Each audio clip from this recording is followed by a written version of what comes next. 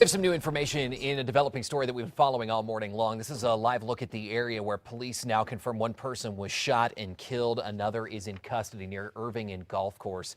Police were called to that apartment complex in northwest Albuquerque around 2 this morning. Officers are still on scene investigating. At this point, it's unclear as to why the person was shot and exactly what role the person who is in custody played in the crime. Police are not releasing the name of either that person or the victim right now. We'll continue to follow all of this and update you throughout the morning as more information becomes available. If one New Mexico lawmaker gets his way, it's not just pizza that you could have delivered in 30 minutes or less. You could have beer and wine brought to your front door along with food. Democratic Senator Ortiz Pino wants to make wine with your wontons and a beer with your pizza, the delivery service of the future.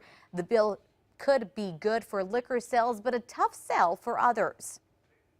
It's tempting to the delivery person to get into that liquor, but most people already have their own liquor at home when they get their pizza anyway. I see the points of both sides, but I just don't think it's probably overall.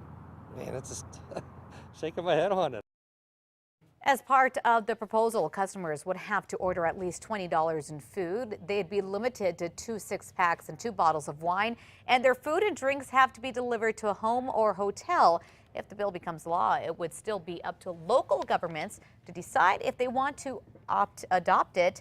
They can then create a do not deliver database to allow people to opt out of that option. News 13 has learned the FBI is now stepping in and offering a $5,000 reward, hoping to solve a violent hate crime. Last August, a man knocked on Seham Jaber's northeast Albuquerque home. She answered thinking her husband was locked out, but a masked man pushed his way in, beat her, she says, and her husband, robbed them, and yelled racist remarks about them being Muslims. Family's actually Christian and fled Iraq 7 years ago to seek asylum after being persecuted for their religion there. If you have any information, you're asked to call the FBI. APD tells News 13 it's following up on a few leads from Friday's hit-and-run crash. It happened at 2:45 in the morning on Paseo del Norte in Louisiana when someone hit a woman as she was walking in the area. At last check, she was in intensive care. Police say they want to talk to the driver of a red Ford Edge. If you have any information, you're asked to call APD. We're also staying on top of another pedestrian crash, this one near Lomas in Tennessee yesterday morning. Police tell us it happened after 2 13-year-olds were crossing the street and were hit by a driver. That driver did stop and was questioned by police. The teens were taken to the hospital for minor injuries. It's unclear at this point if the driver will be charged. 4 minutes past the hour, newly released video gives a little better look into the mind of a man who shot 3 people at Florida State University in November. It's a man who had just left New Mexico. As sick as this may sound, I've even had stalkers follow me into church while I was in Las Cruces and in Houston. I've had stalkers follow me into church to harass me. Myron May worked as a prosecutor in Las Cruces weeks before police say he opened fire in the FSU library. May suffered from mental illness and believed that people were after him. He was killed in a shootout with police. We're digging deeper this morning after more vandalism at one of New Mexico's national monuments, and News 13 sent crews out to speak with officials. This is what they showed us: more damage and new graffiti. The park has been known for years as a dumping ground, but this weekend, crews found graffiti on rocks there. The city's open space division put up warning signs yesterday to let people know that defacing or putting anything in the area is a federal crime, dumping anything. Cleanup costs were estimated to be around $75,000, but that was before the new graffiti was found. New and developing this morning, we're learning that an investigation has now been launched by insurance regulators into the recent data breach at Anthem Health Insurance. The Wall Street Journal is reporting that the inquiry will add a new layer of scrutiny for the company as it contends with fallout from that hack. Anthem says the breach likely exposed personal information of about 80 million consumers and employees. It says it has taken quick action to enhance its security. You could soon be forking over more money to pay city councilors and the mayor. A citizens group is set to make their recommendation today as to whether they believe those city employees should get a raise.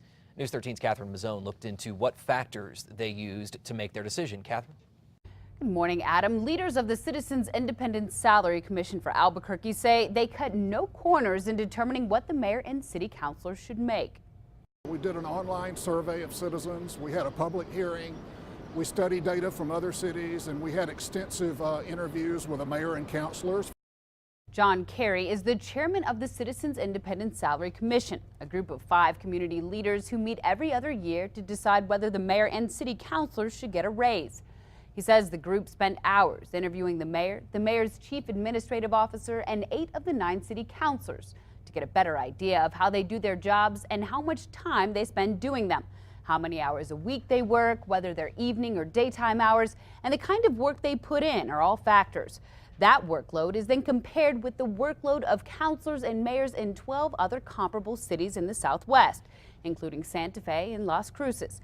He says they found councilors work a little more than 30 hours a week, from committee meetings to grand openings and public hearings. Kerry says the mayor's job, on the other hand, requires extensive travel, working all hours of the day and being on call 24/7. Now, the first time the group met in 2010, they made no changes to the mayor's pay, but recommended the city council see a boost in pay from $10,400 to $17,500. In 2012, the group recommended no change in salary for either positions. The mayor currently makes $109,000. Back to you. Catherine, thanks. Coming up in our next half hour, we're going to give you a closer look into what the committee found. If they decide to recommend raises, that will only affect councilors elected in 2015 and the next mayor set to be elected in 2017.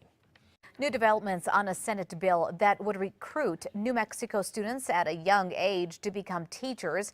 It's called the Teacher Career Academy Act. $500,000 in funding would provide students from 6th to 12th grade with opportunities in teaching. It would include education clubs, courses, practice as a student assistant, peer teaching, and even summer camps to encourage students to become teachers.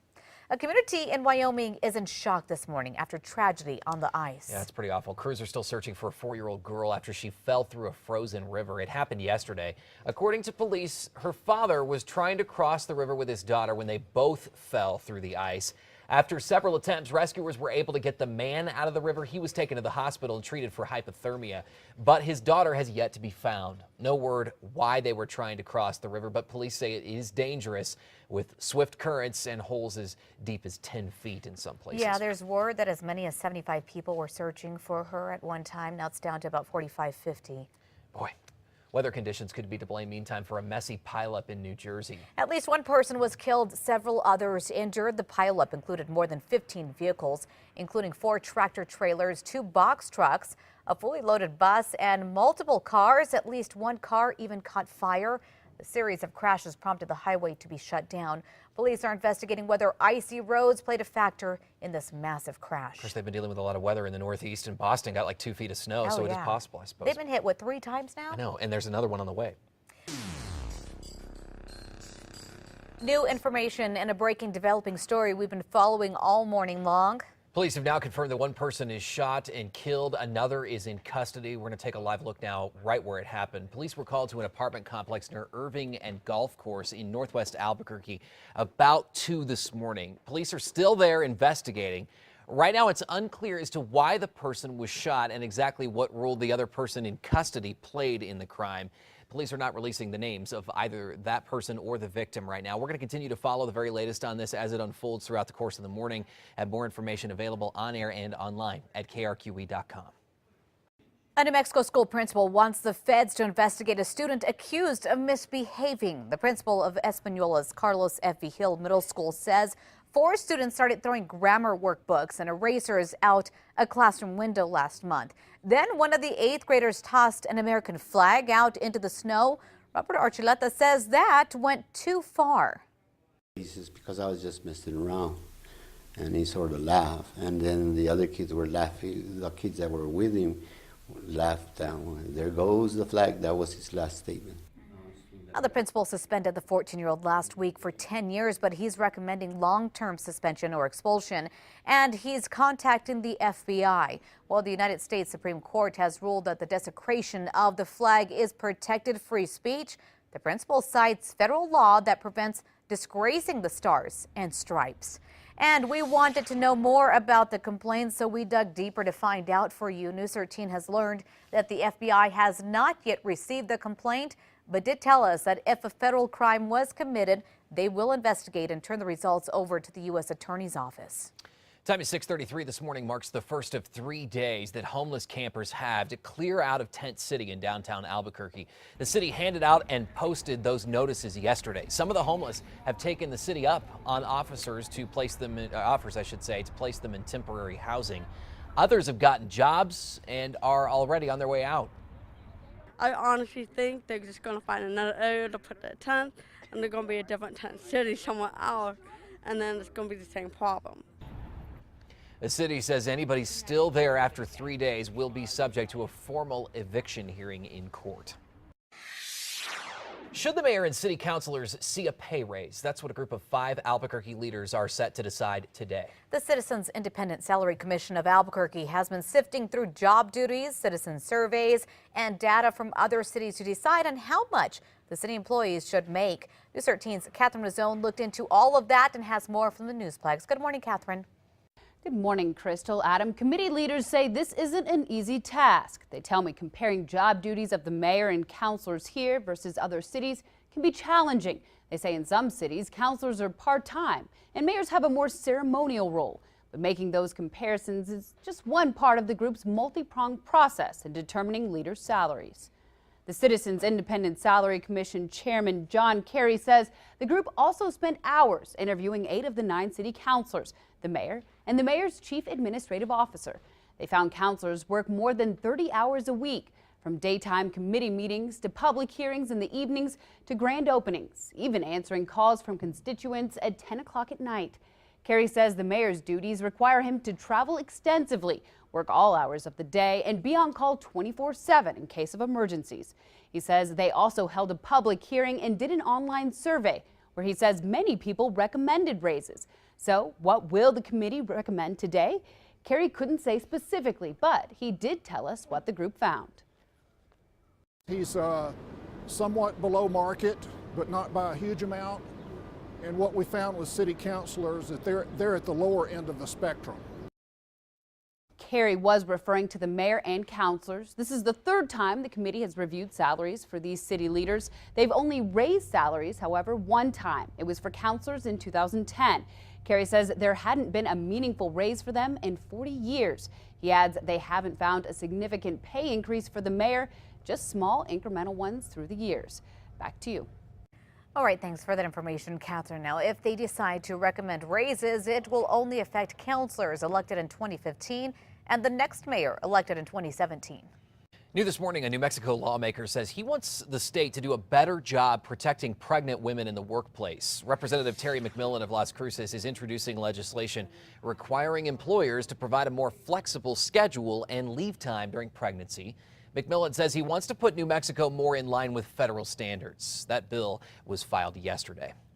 The punishment for repeat drunk drivers could get even tougher if a New Mexico lawmaker gets her way. Representative Sarah Maestas Barnes would like to see drivers convicted of their 4th DWI to be sentenced to 30 months in jail instead of only 18 months. Jail time increases after each offense. An 8-time DWI offender would see 12 years behind bars with a 2nd-degree felony conviction. Coming up at 6:37, time is running out now to get your $1 million business idea off the ground and pitch it to investors on a ski lift. It's part of a contest that could send entrepreneurs home with $10,000 for their new business. ABQID started it to lure investors to our state. Applications will be accepted until midnight tonight. The ski lift pitch contest is held in Taos. Entrepreneurs should be able to pitch their idea in 3 to 4 minutes. The group then will narrow it down to 12 New Mexican entrepreneurs, where they will then go and pitch their ideas on February 25th. If you'd like to sign up for the contest, we got a link online right now, KRQE.com. The latest blast of record-breaking snow in New England should slow down today, but they're not out of the woods just yet, with more expected to fall later this week. In Boston, after another 2 feet of snow fell, traveling has become very difficult there. There's mounds of snow and cars still buried throughout the city. The cold was even too much for this man. Look at him, completely bundled up there. It's not alive and it doesn't bite. Yeah, it's been so bad, so much so there's no service throughout the city. Crews are out clearing rails and tracks. Now residents are spending the day clearing their roofs in order to avoid scenes like this one, where the roof of a local company caved under the weight of snow and ice. So what to do with all of that snow? City officials may resort to dumping some in the Boston Harbor. And new this morning, a dramatic and wild car chase leads to several crashes, all caught on camera after police say a man steals not one, but two cars trying to get away from officers. It all unfolded live on TV in Los Angeles. A man suspected of stealing a Toyota Camry sped through residential streets in an effort to get away from police. He ran into several cars while speeding through intersections, sometimes driving into oncoming traffic. But it was a wrong-way collision here that brought his car to a stop, and so he carjacked another one, sending the victim, the driver, running into the street. I unbuckled myself and I opened the door and ran out. But that man was slowed by heavy traffic behind the wheel. That's when he tried running away. He was eventually, though, stopped and shot by police, taken into custody. Police say no officers were injured during the chase. The suspect was taken to the hospital. Injuries unknown this early hour, but what an ordeal. What's remarkable is it was live on TV the entire time. It reminds me of the O.J. Simpson case. Absolutely. You could follow it moment by moment, and thankfully the driver there that he carjacked was not hurt.